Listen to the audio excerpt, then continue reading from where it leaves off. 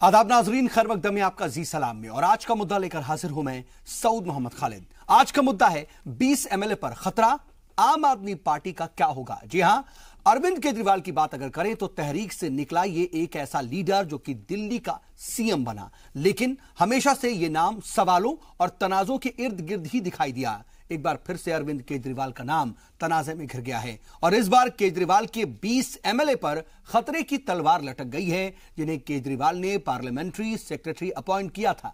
इसी को लेकर के अब उन सभी एमएलए की रुकनियत पर खतरा मंडरा रहा है। ऐसे में सवाल यह है कि क्या सीएम केजरीवाल ने कानून को ताक में रखकर यह सब कुछ किया या फिर सबको खुश रखने की खातिर केजरीवाल ने यह कदम उठाया था। और अब आने वाले वक्त में क्या कुछ होगा, क्या वाकई दिल्ली में आने वाले वक्त में मिनी इलेक्शन कराना पड़ेगा। इन्हीं सवालों के साथ शुरू करते हैं आज का मुद्दा।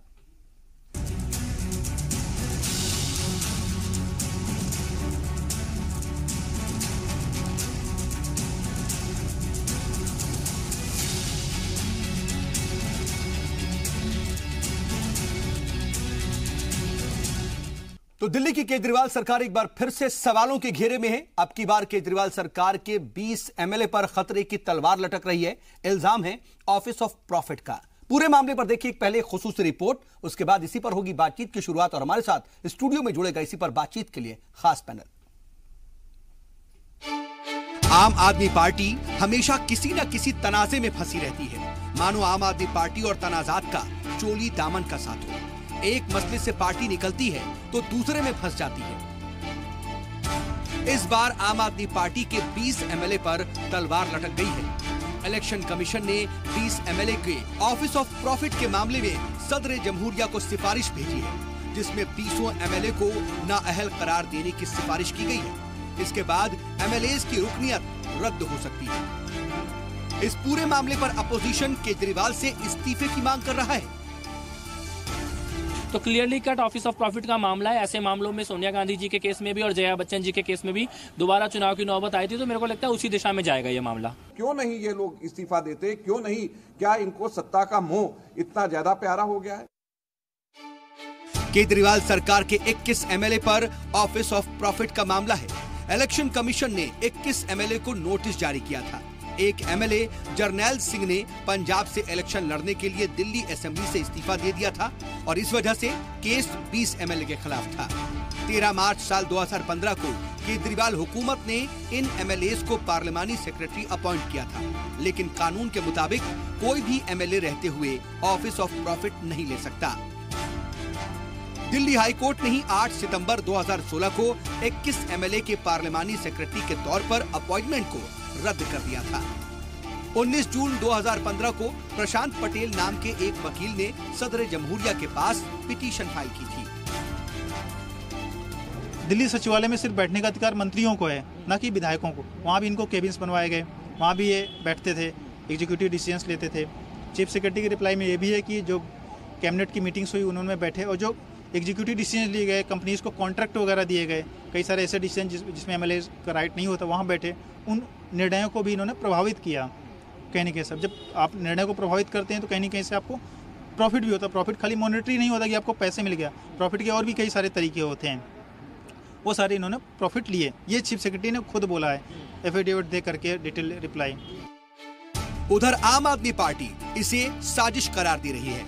आम आदमी पार्टी का कहना है कि ये झूठे इल्जामात हैं। किसी भी एमएलए के पास ऑफिस ऑफ प्रॉफिट नहीं है, ना ही उनके पास बंगला है, ना सरकारी गाड़ी है और ना ही उन्हें तनख्वाह दी जा रही है।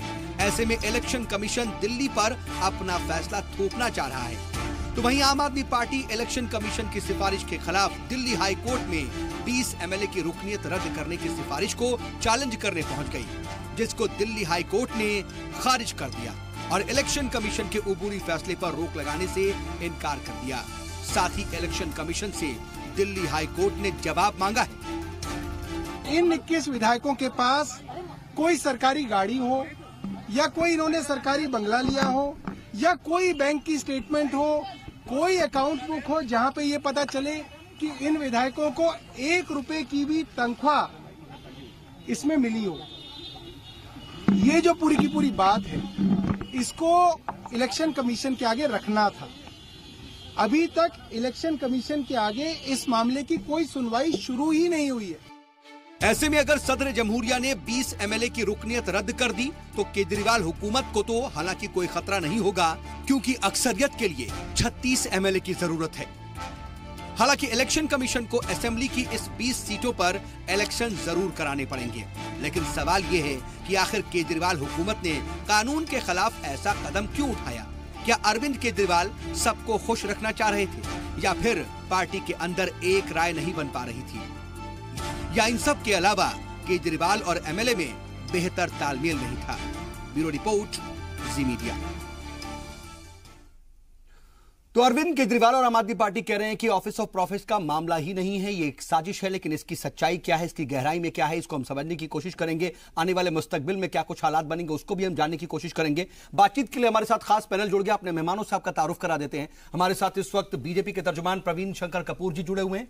इसके अलावा कांग्रेस की तर्जुमान हमारे साथ इशरत जहां साहिबा हैं, और समाजवादी पार्टी का लीडर राजकुमार भाटी जी हैं, और सीनियर जर्नलिस्ट अमरेंदु उपाध्याय जी हमारे साथ स्टूडियो में मौजूद है। आप सभी मेहमानों का बहुत बहुत इस्तकबाल।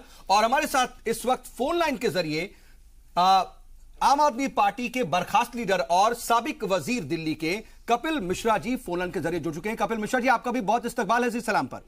Thank you sir, thank you. Kapil साहब, आप तो देखिए उस वक्त आम आदमी पार्टी का हिस्सा थे और अहम फैसलों के भी हिस्सा थे।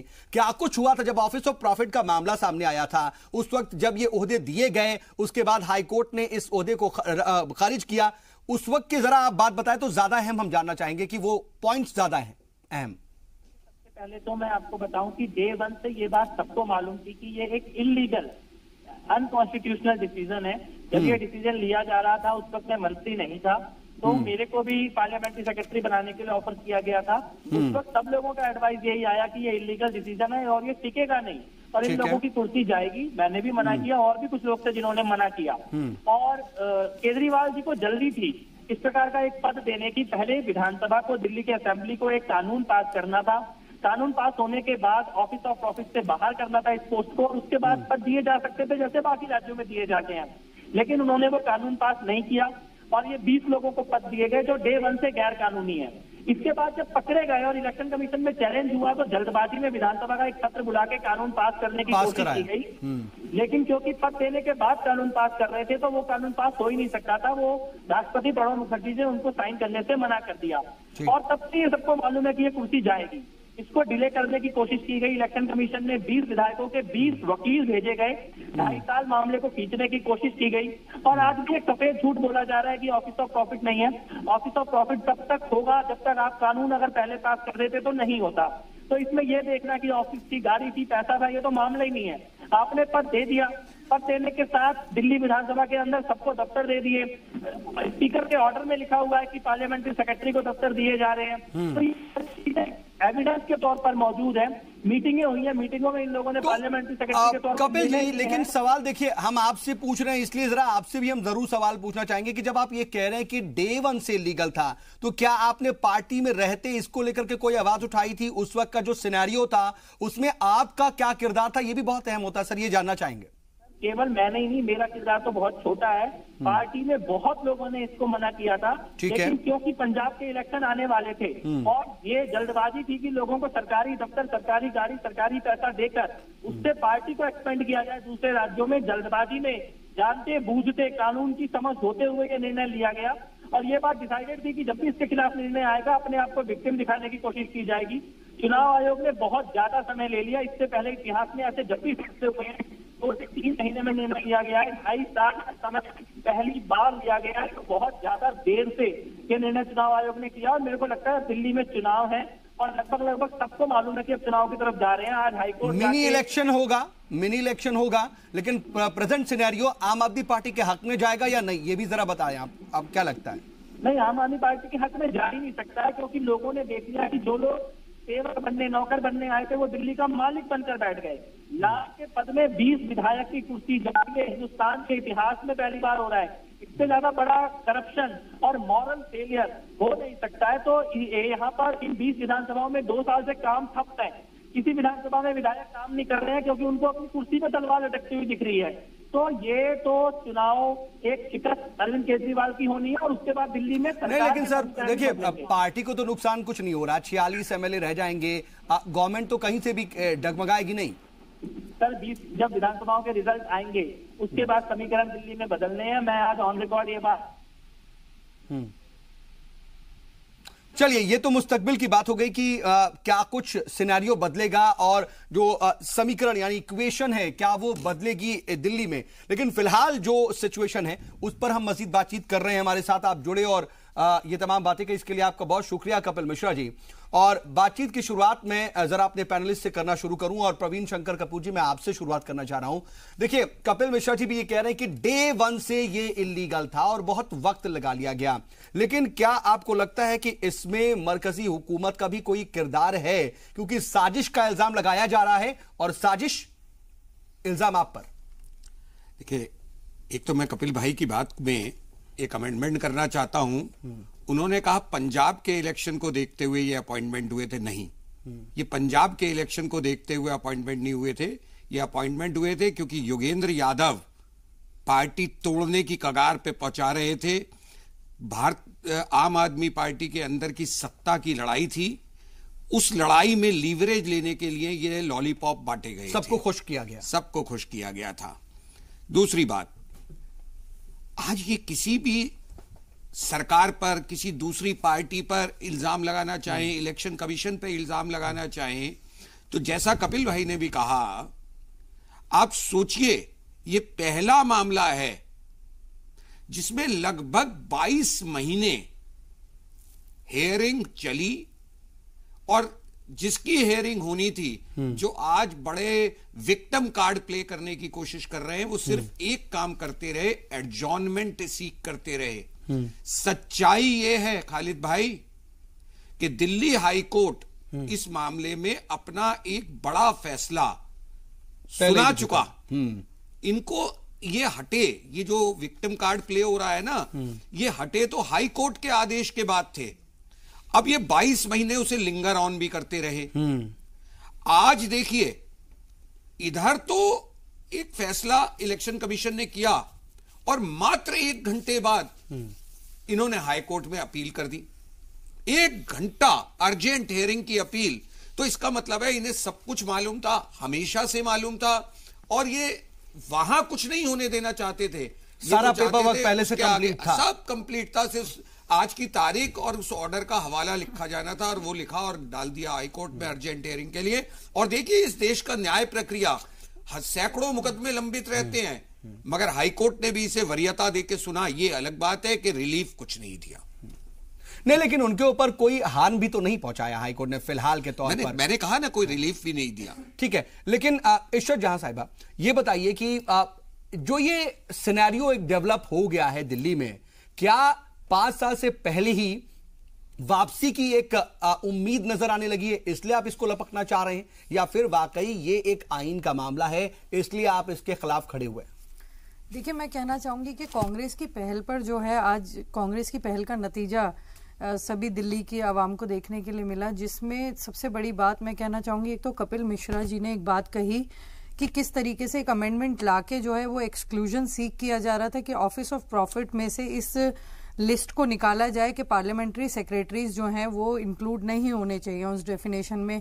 लेकिन इतना आनन फानन का मसला कि आप ये देखिए कि वो रेट्रोस्पेक्टिव इफेक्ट की मांग करने लगे और गवर्नर एलजी के अप्रूवल के बिना ही फाइल को मूव कर दिया। रिजेक्शन की वजह भी ये रही थी कि एलजी की अप्रूवल कम से कम होनी चाहिए थी, और ये जो है, ये जो बिल लेकर आया जा रहा था, इसमें भी जो है नियत का पता लग रहा था कि आप 21 एमएलएज क्योंकि बचाने के लिए नहीं, मैं ये कहूंगी कि नाजायज उनको फायदा पहुंचाने की बात की गई थी, जिसमें सारा का सारा पैसा जो है वो जनता का था, टैक्स पेयर्स का था, और नियत जो है वो साफ हो रही थी कि किस तरीके से अपने एमएलएज को खुश करने के लिए। और ये 2013 से आज तक का पहला वाकया नहीं है, पता नहीं कितने ऐसे वाकये गुजरे हैं, हर महीने जो है वो विटनेस हो रहे हैं। बहुत ज्यादा जो है आम आदमी पार्टी में हमने देखा, ठीक है, लड़ाई झगड़ा भी बहुत होता रहा है और पार्टियां टूटी भी, लेकिन जो एमएलएज है ना, वो हमेशा एकजुट रहे हैं, क्योंकि वो ये कहते रहे कि भाई हमें अवाम का साथ मिला है, उनका मैंडेट मिला है, उनका एक सर्टिफिकेट मिला इसलिए हम हैं। तो क्या जरूरत आन पड़ी कि जब 67 सीटें हैं आम आदमी पार्टी के पास तो 21 एमएलए को खुश किया जाए? इसकी जरूरत ही क्यों पड़ी?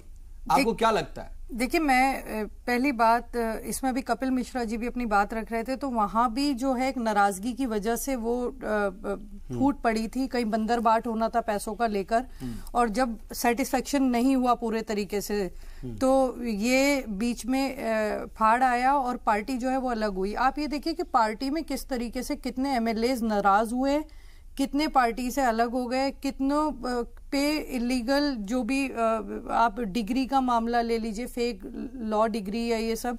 लेकिन मैं बात करना चाहूंगी कि सिर्फ ये खुश करने की बात नहीं है, बल्कि जैसे एक्सपेंशन की भी बात की गई है कि नई पार्टी है, जहां तक फंडिंग की भी बात की जा रही थी कि आम आदमी पार्टी नई पार्टी है, इमर्जिंग पार्टी है, तो इसको कैसे फंडिंग की जाए और अपना दायरा बढ़ाने के लिए आप देखिए कि एक जो एमएलए अभी, क्योंकि 21 एमएलए का मामला था, जर्नैल सिंह को जो है इतनी ज्यादा इनको जल्दी थी कि यहाँ से आप रिजाइन दीजिए और आप जाके पंजाब में चुनाव लड़ लीजिए।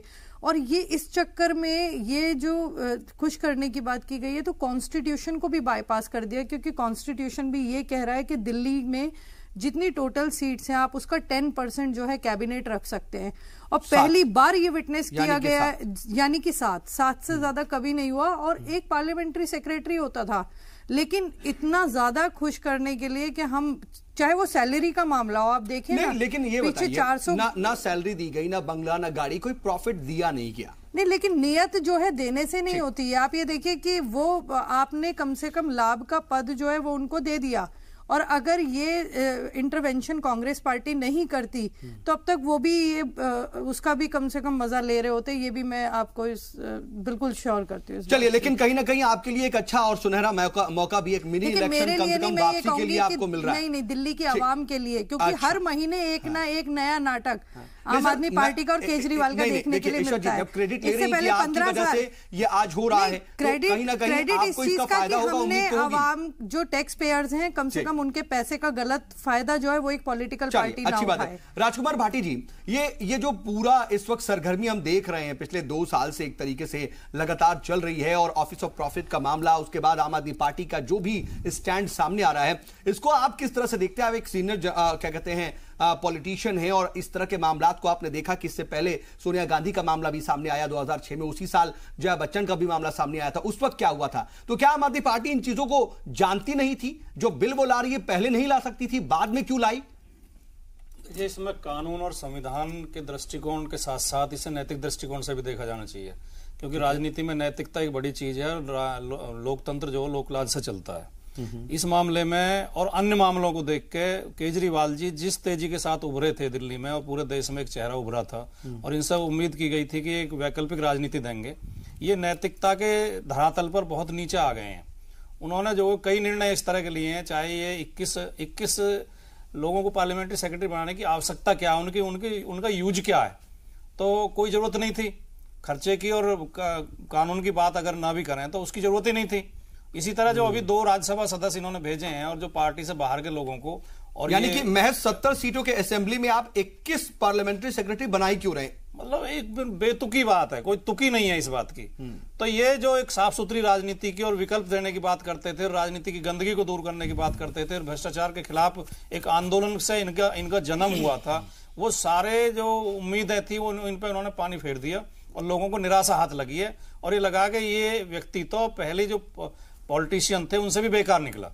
ये एक आम धारणा लोगों में बनती जा रही है। तो क्या ये जा रहा है मैसेज, अमलेंदु जी, एक ऐसा शख्स जिसने एक कहते हैं ना कि इससे पहले कभी इतना बड़ा और इतना भारी मैंडेट नहीं मिला दिल्ली में, वो हमने देखा, एक इमर्जिंग लीडर, और सिर्फ ऐसा ही नहीं बल्कि एक वैकल्पिक सियासत यानी कि एक ऑप्शनल पॉलिटिक्स की बात करते थे, और पैरेलल खड़े होते थे पीएम के और एकदम मेन स्ट्रीम पॉलिटिक्स के। आज वो क्या वाकई बहुत ज्यादा डाउनफॉल की तरफ हैं और अपनी ही गलतियों का खामियाजा आने वाले वक्त में भुगतते हुए दिखाई दे रहे हैं? देखिए, एक तो पहली बात यह है कि माननीय केजरीवाल जी जो है वो एनजीओ पॉलिटिक्स से निकले हैं, जन आंदोलनों से नहीं निकले हैं। जनता के लिए जब नहीं रहे, जनता से निर्वाचित प्रतिनिधि जरूर हैं। दूसरी बात यह है कि वो जिस तरीके की पॉलिटिक्स उन्होंने शुरू की और जिस तरीके से उनको उभार मिला वो सिर्फ और सिर्फ मीडिया की बदौलत था, और मीडिया की बदौलत ही वो आज यहाँ तक पहुंचे हैं। अब मीडिया का उनको समर्थन इसलिए कम हो गया है क्योंकि आदरणीय मोदी जी का प्रभाव जो है मीडिया पे ज़्यादा हो गया है, तो इसलिए मीडिया को अब चुनाव करना मुश्किल हो रहा है कि उनको तवज्जो दे या ना दे या मोदी जी की तरफ जाए, इसलिए ये उनके साथ दिक्कत है। दूसरी बात, जहाँ तक नैतिकता का सवाल है तो नैतिकता के सवाल वो करें जिन्होंने स्वयं नैतिकता का पालन किया हो। सिर्फ केजरीवाल पर आरोप लगा देने से, ठीक है कि केजरीवाल ने उस नैतिकता का पालन नहीं किया जिसकी वो दुहाई देते थे, तो बाकियों ने भी कौन सा कर लिया। लेकिन सर नहीं दिया ना। अगर हम केजरीवाल की बात कर रहे हैं तो आप ये मानेंगे ना कि मोरालिटी के स्टैंड पर या फिर उसके महज पर वो फेल हुए हैं। तमाम तरह के जो इस वक्त चाहे वो योगेंद्र यादव का अलग होना हो, चाहे वो प्रशांत भूषण अलग हो गए, चाहे वो कुमार विश्वास को एक तरीके से साइड करने वाली बात हो, एक के बाद एक ऐसी चीजें हैं जो कहीं ना कहीं उनकी इमेज को एक धक्का ही दे रही है। देखिए, मैंने जैसे शुरू में कहा कि वो इमेज उनकी खुद की थी ही नहीं, वो इमेज मीडिया की बनाई हुई थी, उसको वो भुना रहे थे। तो वो नैतिकता के धरातल पर नहीं उतरे खड़े, या लोगों उनसे उम्मीद थी, तो भाई लोगों को अगर उम्मीद थी तो गलत उम्मीद आपने किसी व्यक्ति से पाल ली। आपकी राजनीति में जिसका कोई स्थान नहीं है और आप उस आदमी से उम्मीद करने की राजनीति में नैतिकता दिखाएगा आने के बाद, तो ये तो उनकी गलती ना जो उससे उम्मीद पाल रहे हैं। आपने उम्मीदें क्यों पाली थी भाई? आज कल कोई नया आदमी आ गया एकदम से राजनीति में, आप उससे उम्मीदें पालने की, देश का तख्ता पलट कर देगा, काया पलट कर देगा, तो ये जो उम्मीदें पालना है उनकी गलती है, उसकी गलती तो नहीं है। तो इसमें केजरीवाल की गलती तो है नहीं, जिन्होंने उनसे उम्मीदें लगाई गलती उनकी है। मैं तो सीधी बात ये कहूंगा। लेकिन मेरा प्रश्न दूसरा है कि निर्वाचन आयोग ने लगभग 2-2.5 साल अपने पास रखने के बाद इस पे आज फैसला सुना दिया है। इसी के साथ साथ अमर सिंह का मसला भी निर्वाचन आयोग के पास है कि जब उत्तर प्रदेश में समाजवादी पार्टी की सरकार थी, अमर सिंह जी राज्यसभा के सदस्य थे और उनको उत्तर प्रदेश विकास परिषद का अध्यक्ष बनाया गया। वो भी कहा गया कि लाभ का पद है। उस पर चुनाव आयोग का कोई फैसला नहीं आया है। आखिर क्यों नहीं आया? राजस्थान में भारतीय जनता पार्टी की सरकार है, वहां संसदीय सचिव हैं। इससे पहले जब वहां कांग्रेस की सरकार थी, उसने संसदीय सचिव बनाए थे, तो भारतीय जनता पार्टी के ही विधायकगण जो थे वो हाईकोर्ट चले गए उसके खिलाफ। अब वो गले की हड्डी बन गया है और ना उगलते बन रहा है ना निकलते बन रहा है कि जिस केस को आप लेकर गए हैं और फिर आप वहां बैठे हुए हैं। तो जो नैतिकता यहाँ केजरीवाल के लिए, वो राजस्थान में भारतीय जनता पार्टी के लिए नहीं है। छत्तीसगढ़ में 11 संसदीय सचिव हैं, तो भाई जो नैतिकता का सवाल यहाँ केजरीवाल से, वो छत्तीसगढ़ में वहां रमन सिंह से भी होना चाहिए। इसी तरीके से जब दिल्ली में साहिब सिंह वर्मा मुख्यमंत्री थे तो नंदकिशोर गर्ग यहाँ संसदीय सचिव हुआ करते थे। तो सवाल ये नहीं है कि एक बनाया या 21 बनाए। इसी तरीके से उत्तर प्रदेश में जब माननीय मुलायम सिंह जी की सरकार बनी 2003 में बहुजन समाज पार्टी को तोड़ करके 90 से ज्यादा वहां एमएलए जो थे उनको मंत्री बना दिया गया, और उसके बाद ही फिर संसद के अंदर ये पारित हुआ कि 15% से ज्यादा जो विधायकों का वो मंत्रिमंडल नहीं होगा। तो इसलिए सिर्फ ये कहना कि केजरीवाल ने गलत किया, बिल्कुल सही, केजरीवाल ने गलत किया, लेकिन सही आखिर किसने किया? सही तो किसी ने भी नहीं किया ना। तो इसलिए अकेले केजरीवाल को दोष देना ठीक नहीं है। सबसे बड़ी दिक्कत तो यही है हमारी पॉलिटिकल सिस्टम की, हमारी इंडियन सिस्टम की, कि ठीक है सभी एक दूसरे पर इल्जाम तराशी करते हैं लेकिन कोई अपने गिरबान में नहीं झांकता, वो ठीक बात है। लेकिन अगर हम बात आम आदमी पार्टी की कर रहे हैं, उससे उम्मीद थी, तो आपने ये कह दिया कि उम्मीद लगाने वाले ही कहीं ना कहीं गलत थे। तो क्या दिल्ली की आवाम से गलती हुई? ये दिल्ली की आवाम को सोचना है। लेकिन वक्त यहां पर एक छोटे से वक्फे का हो चला है। हम जरा ब्रेक से लौटते हैं और फिर बातचीत के सिलसिले को आगे बढ़ाते हैं।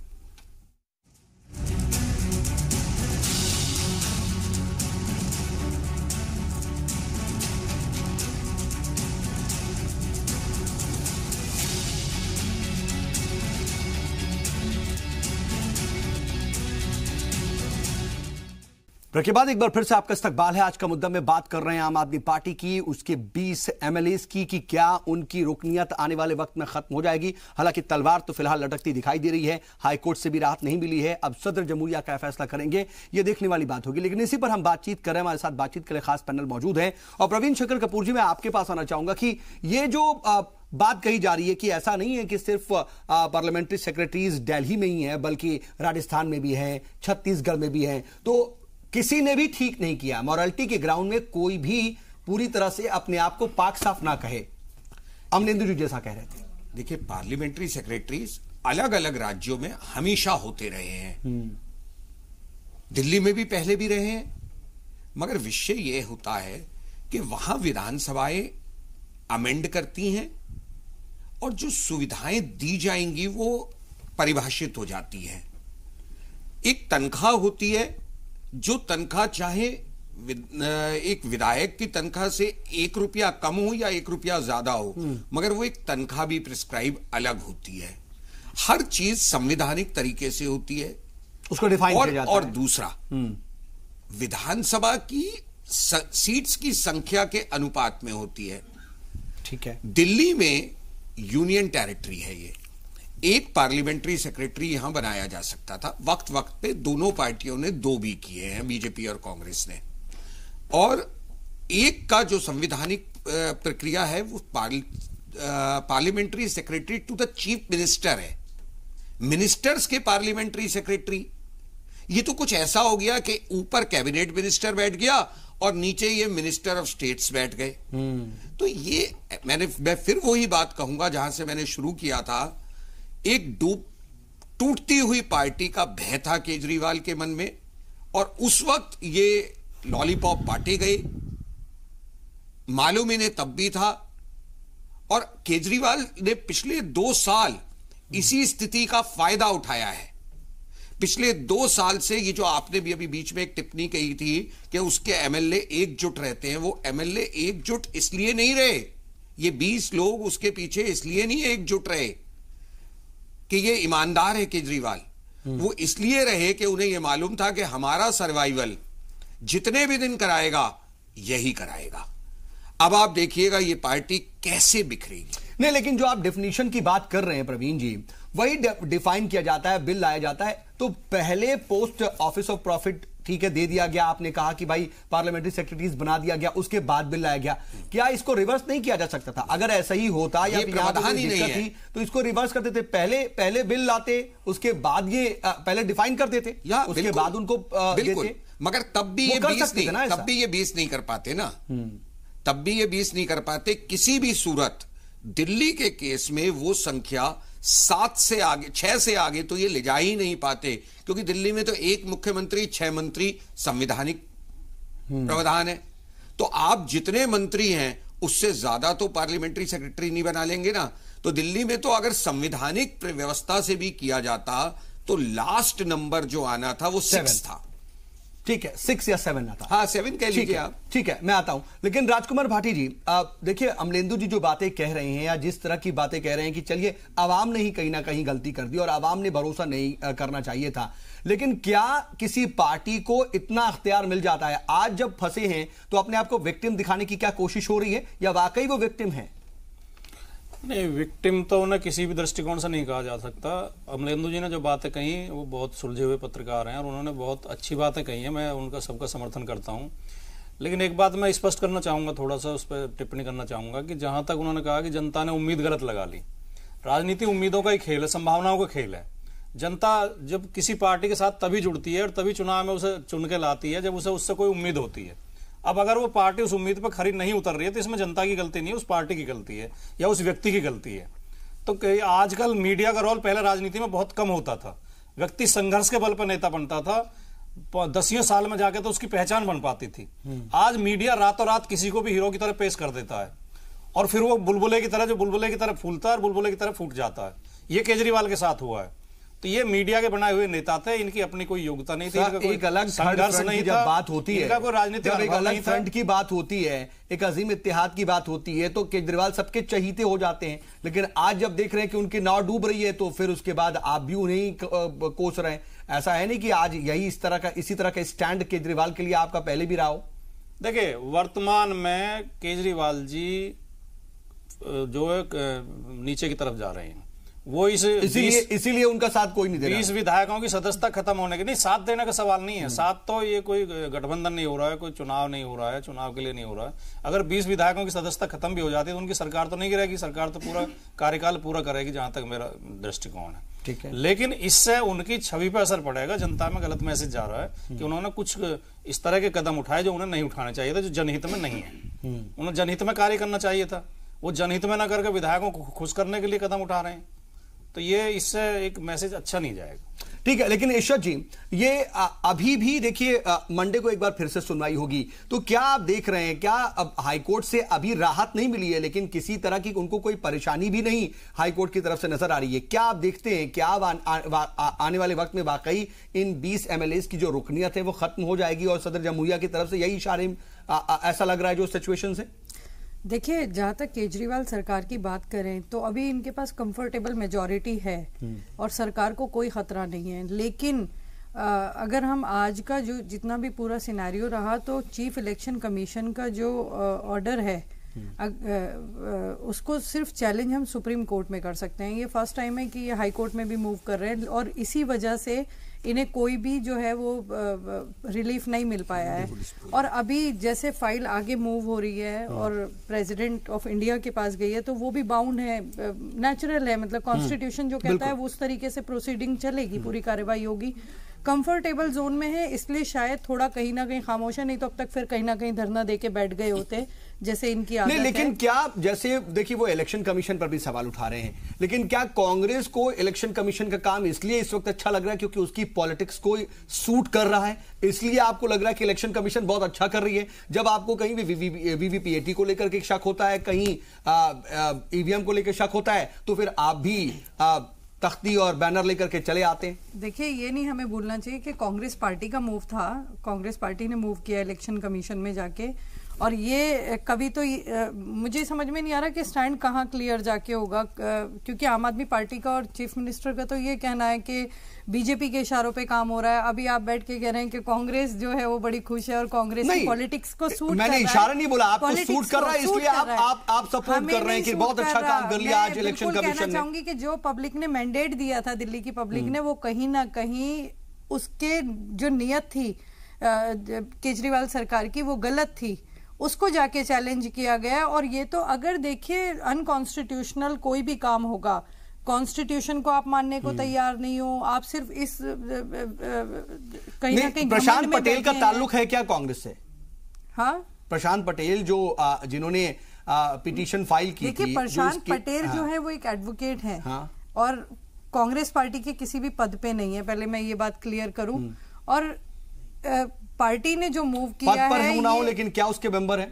नहीं, मेंबर नहीं है पार्टी के, पहली बात मैं कहना चाहूंगी, लेकिन वो एक एडवोकेट है, उन्होंने पब्लिक इंटरेस्ट में जाके फाइल किया है, हमें इस बात को नहीं भूलना चाहिए। ठीक है, तो हमें क्रेडिट तो फिर प्रशांत पटेल को देना चाहिए ना। अगर आपने ये मुद्दा उठाया टीवी डिबेट में कर दिया, लेकिन एक्चुअल जो स्टेप उठाने की बात थी तो प्रशांत पटेल ने उठाया। तारीख उठा के देखिए कि किस तरीके से जून के महीने में 2016 में जो है वो अजय माकन जी की लीडरशिप में ईसी को मूव किया और इसको चैलेंज किया। तो ये नहीं है, लेकिन अगर कोई और, चाहे वो एडवोकेट हो, चाहे कोई भी एक किसी का भी लोकस बनता है, क्योंकि पब्लिक इंटरेस्ट का मैटर है। ठीक है, लेकिन मैं कहना चाहूंगी कि कहीं ना कहीं आज जो भी फैसला आया वो बहुत ही जस्टिफाइड था। ठीक है, क्योंकि आप जो जनता के बलबूते पे चुन के सरकार में बैठे, आप उनके पैसे को अपने लिए नहीं मुस्तकबिल क्या देखते हैं? क्या हम ये मान के चले अब जो सिनेरियो बन रहा है कि 20 MLAs की रुकनियत कभी भी खत्म हो जाएगी, मेंबरशिप? इतनी जल्दी नहीं लगता, क्योंकि जो अदालती प्रक्रियाएं हैं वो काफ़ी लंबी हैं। 2.5 साल तो अभी चुनाव आयोग को फैसला करने में लग गया, फिर राष्ट्रपति किया जाएगा, उसके बाद वहां से होके आएगा, उसके बाद फिर विधायकों के पास मौका रहेगा उसके खिलाफ हाई कोर्ट जाने का, फिर सुप्रीम कोर्ट जाने का, और तब तक चुनाव हो जाएगा। तो इसलिए अभी कुछ नहीं होता है और बाद में रिकवरी किसी से होती नहीं है। इसलिए नहीं होगी क्योंकि जिस लाभ के पद की बात की जा रही है वो उस लाभ के पद पे कोई पैसा तो लिया नहीं जा रहा। तो 2016 सितंबर से तो वैसे ही वो खत्म हो गया, वैसे ही खत्म हो गया, तो इसलिए वो नहीं होगी। तो इसलिए, लेकिन हाँ, मैं समझता हूँ मतलब ये मीडिया डिबेट्स का हिस्सा बन जाएंगी, अखबारों की सुर्खियां बन जाएंगी, लेकिन शायद जमीन पर बहुत ज्यादा इसका असर ना हो। लेकिन देखना होगा ये जरूर कहीं ना कहीं अगले इलेक्शन का एक सिनेरियो जरूर तैयार हो जाएगा इससे। हम एक और छोटा सा ब्रेक ले रहे हैं जरा, लेकिन ब्रेक के बाद लौटते हैं और फिर बातचीत का सिलसिला यहीं से आगे बढ़ाते हैं। एक छोटा सा ब्रेक, फौरन हाजिर होते हैं।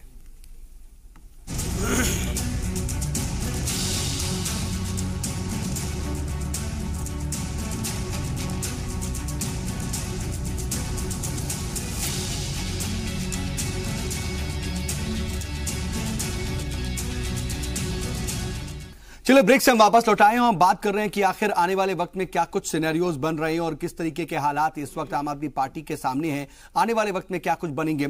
हमारे साथ बातचीत के लिए खास पैनल मौजूद है और अमलेंदु जी एक बार फिर से मैं आपके पास आ रहा हूं, जरा इसको डिटेल में मैं समझना चाहूंगा कि दिल्ली की जो पॉलिटिक्स है वो किस तरफ और किस जानिब जाएगी, क्योंकि जब अगला इलेक्शन होगा उस अगले इलेक्शन को लेकर के तो कम से कम सिनेरियोज अभी ही बनने लगेंगे। देखिए, मैं तो ये कहूंगा कि जो आम आदमी पार्टी मुर्दा होने जा रही थी उसमें चुनाव आयोग ने नई जान फूंक दी। और आप सिंपैथी मिलेगी आवाम, सिंपैथी आवाम की मिले या ना मिले वो एक अलग की बात है। हाँ। लेकिन एक एनर्जी जो है वो आम आदमी पार्टी में चुनाव आयोग ने जरूर भर दी।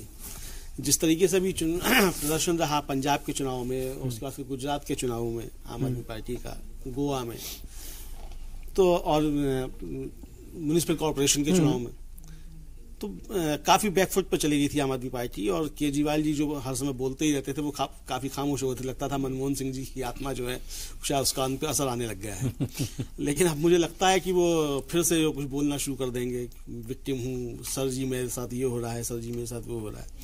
तो जाहिर सी बात है कि वो लाइमलाइट में बने रहेंगे और ये मौका जो है चुनाव आयोग ने उपलब्ध करा दिया है केजरीवाल जी को। नहीं, लेकिन अभी आप कह रहे थे कि ये जो प्रोसेस है ये लंबा है, एक और चुनाव आ जाएगा, लेकिन इससे फायदा और नुकसान किसको होगा? क्या बीजेपी और कांग्रेस को इससे फायदा नहीं होगा आने वाले चुनाव में? जो सिनेरियोज बन रहे हैं, जैसा आप कह भी रहे हैं कि आम आदमी पार्टी बैकफुट पर है और वो लगातार डाउनफॉल में जारी, ये भी दिख रहा है, जो भी तमाम तज्जियाकार हैं वो ये कह रहे हैं।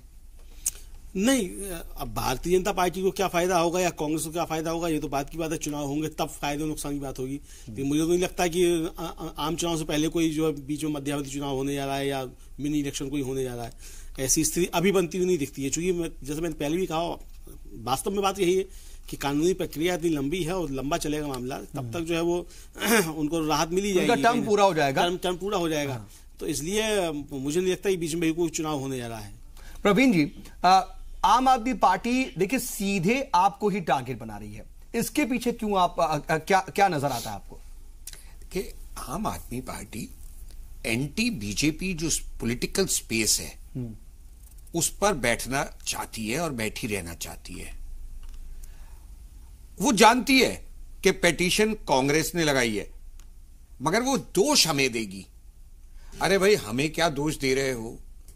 हमने तो इस इलेक्शन कमीशन से बार बार गुहार लगाई थी कि इसका जल्दी फैसला कर दो, जल्दी फैसला कर दो। कांग्रेस भी करती थी निसंदेह, मगर हम भी करते थे। 2 बार तो मैं स्वयं बीजेपी के प्रतिनिधिमंडलों में ये ज्योति साहब से आज से 10 या 11 महीने पहले जाकर के हम मिलके आए थे कि साहब इसका फैसला कीजिए। तीनों इलेक्शन कमिश्नर बैठे थे और वहां हमारा पूरा बीजेपी का एक प्रतिनिधिमंडल गया था और हमने मांग की थी कि इसका जल्दी फैसला कीजिए। दिल्ली की जनता को लूटा खसोटा जा रहा है, विकास ठप है, मगर नहीं, इलेक्शन कमीशन उसे लिए बैठा रहा।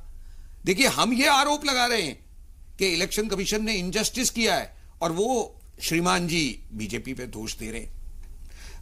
अरविंद केजरीवाल की प्रॉब्लम यह है, वो कांग्रेस के खिलाफ बोल ही नहीं सकता क्योंकि वो कांग्रेस का सेकंड फिडल है।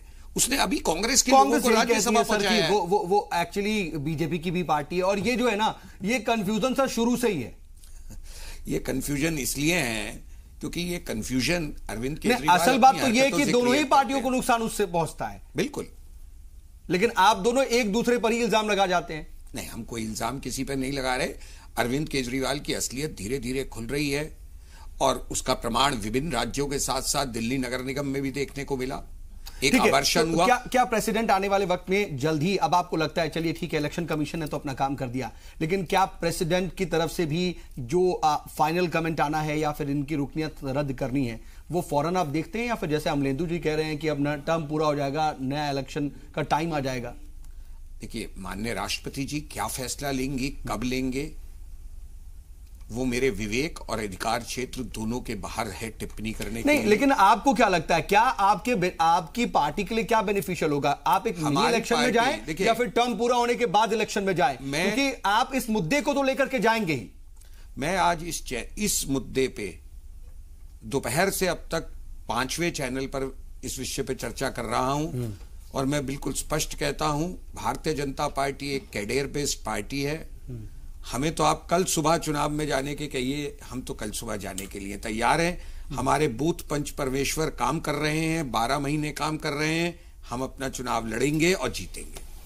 चलिए, लेकिन राजकुमार भाटी जी, आप इस सिनेरियो को किस तरीके से देखते हैं, आम आदमी पार्टी को लेकर के और दिल्ली की पॉलिटिक्स को लेकर के? देखिए, आम आदमी पार्टी के कमजोर होने का फायदा भारतीय जनता पार्टी को मिलता हुआ इसलिए नजर नहीं आता कि तीनों नगर निगम में दिल्ली में बीजेपी की सरकार है, केंद्र में बीजेपी की सरकार है, जिसमें दिल्ली सरकार के भी आधे अधिकार केंद्र के पास है, पुलिस उन्हीं के पास है, और कानून व्यवस्था को लेकर जनता बहुत असंतुष्ट है। तो इन्हें एंटी इनकम्बेंसी का सामना बीजेपी को भी करना पड़ेगा चुनाव में, केवल आम आदमी पार्टी को नहीं। और आम आदमी पार्टी भी इतनी कमजोर नहीं हुई है, बेशक उसका जो एक महिमा मंडन था और जो एक छवि थी एक रॉबिन हुड की, वो छवि में उसमें कमी आई है, लेकिन इतनी कमजोर नहीं हुई है। पार्टी धरातल पे अभी भी मजबूत है। और जो बीजेपी के, तो क्या कांग्रेस को फायदा होगा सर? नहीं, अब देखिए आने वाले समय में क्या होता है। कांग्रेस भी मजबूती से उभर रही है, दिल्ली में रही है कांग्रेस से कुछ दिन पहले तक। इनकी आज की बात भी झलका रही है इनका दिल। नहीं, हम तो देखिए भारतीय जनता अभी साझेदारी है, अभी तो वो टूटी भी नहीं है, कह दीजिए जो जाति दुश्मनी नहीं है, लेकिन भारतीय जनता पार्टी की हम सांप्रदायिक राजनीति के खिलाफ रहते हैं और हम ये मानते हैं कि सांप्रदायिकता इस देश को तोड़ने का काम करेगी। देश को बचाने के लिए सांप्रदायिकता का विरोध करना बहुत जरूरी है और सबसे महत्वपूर्ण देश के लिए है कि सांप्रदायिकता का विरोध हो, और उस विरोध में सभी पार्टी अगर साथ आती है तो बहुत अच्छी बात है। मैं त्यागी जी से एक सवाल पूछना चाहता हूं, भाटी जी से, सॉरी। बार बार इस देश के विभिन्न प्रांतों में जनता भारतीय जनता पार्टी को जिताती है और आप लोग कहते हैं कि भारतीय जनता पार्टी से मुक्त करना है भारत को और भारतीय जनता पार्टी से देश को बचाना है। अरे आप खुद को गुमराह क्यों कर रहे हैं? आप जानते हैं ये देश की जनता भारतीय जनता पार्टी ये जुमला आपका है, मुक्त करने का, प्रवीण जी, मुक्त करने का जुमला सीख रहे हैं आप भी, जैसे कांग्रेस मुक्त भारत की बात करते तो हमने तो करके दिखा दिया ना, तो शायद आपसे सीख रहे हैं ना सर, दिखा दिया।